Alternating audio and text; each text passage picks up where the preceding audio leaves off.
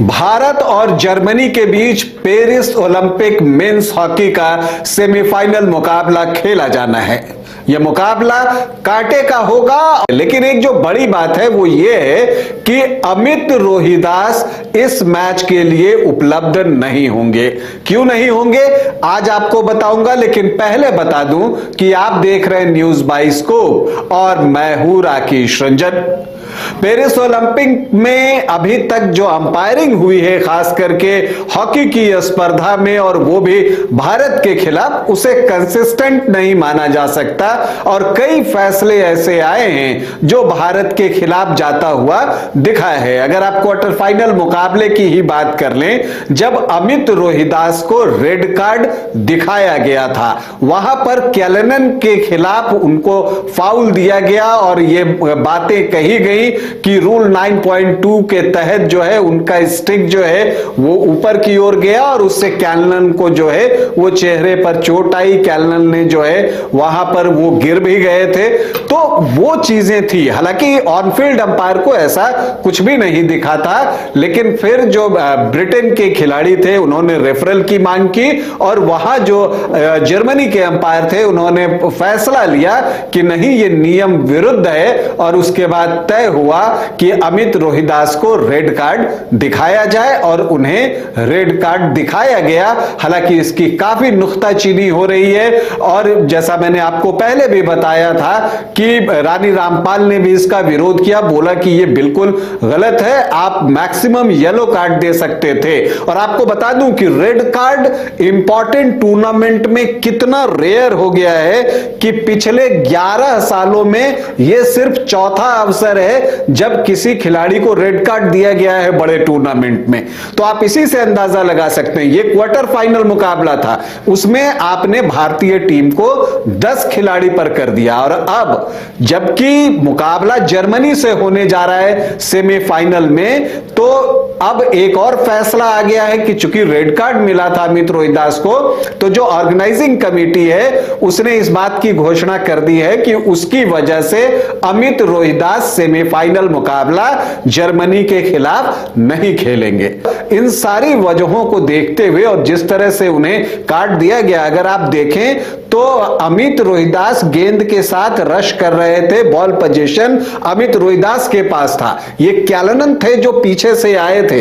तो मुझे तो कई बार लगता है कि अगर कार्ड दिखाना था तो कैलेनन को दिखाना चाहिए था कि वो पीछे से आ रहे थे, और जब वो शॉट लेने के लिए स्टिक ऊपर किए तो चूंकि कैलेनन पीछे थे तो स्टिक जो है उनके चेहरे के पास गई थी। और समझिए कि जिस फाउल के लिए इन्हें रेड कार्ड मिला, लगा जैसे कैलेनन को बहुत गहरी चोट लगी है, लेकिन कैलेनन फील्ड में बने रहे।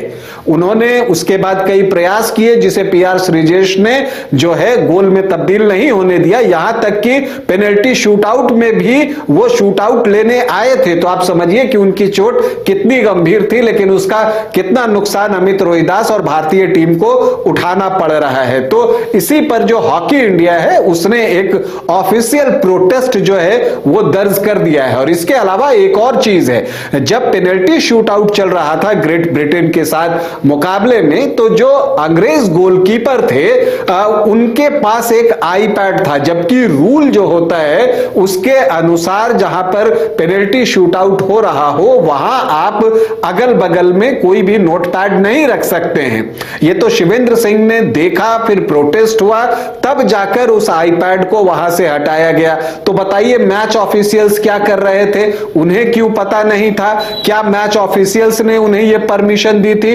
ये सारी चीजें जो है वो देखने की है, और जो अंतर्राष्ट्रीय ओलंपिक संघ है, हॉकी फेडरेशन है, उनको इस पर गंभीरता से सोचना चाहिए। इसके अलावा पेनल्टी शूटआउट के दौरान जो अंग्रेज गोलकीपर थे उन्हें गोल पोस्ट के पीछे से कोचिंग दी जा रही थी। ये सारी चीजें ऐसी हैं जो कि आप कहते हैं कि वांछित नहीं है, ऐसी चीजें नहीं होनी चाहिए। हो सकता है ऐसा इसलिए किया जा रहा हो कि भारतीय टीम पूरे मैच में एक खिलाड़ी कम होते हुए खेली, तो उसका एक फ्रस्ट्रेशन उसके अंदर हो और फिर उसका असर पेनल्टी शूटआउट में भी देखने को मिले, जब ये आईपैड वाली बात हो या गोल पोस्ट के पीछे से गोलकीपर को कोचिंग वाली बात हो।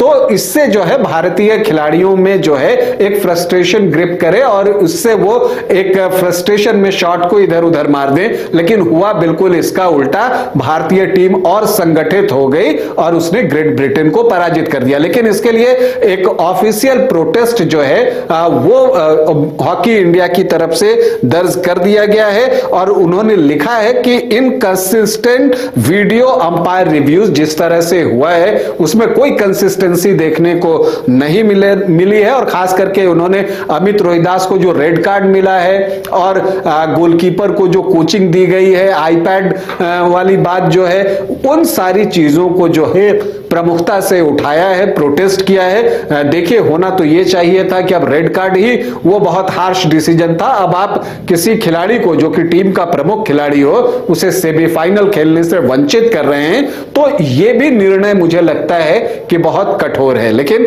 खैर, जो भी निर्णय आते हैं आपको मानने होते हैं। जब आप किसी बड़ी प्रतियोगिता में खेल रहे होते हैं तो उस प्रतियोगिता के नियम कानून आप पर लागू होते हैं और वहां पर जो फैसला जो लेते हैं ऑफिशियल्स वो मानने को हर कोई बाध्य होता है।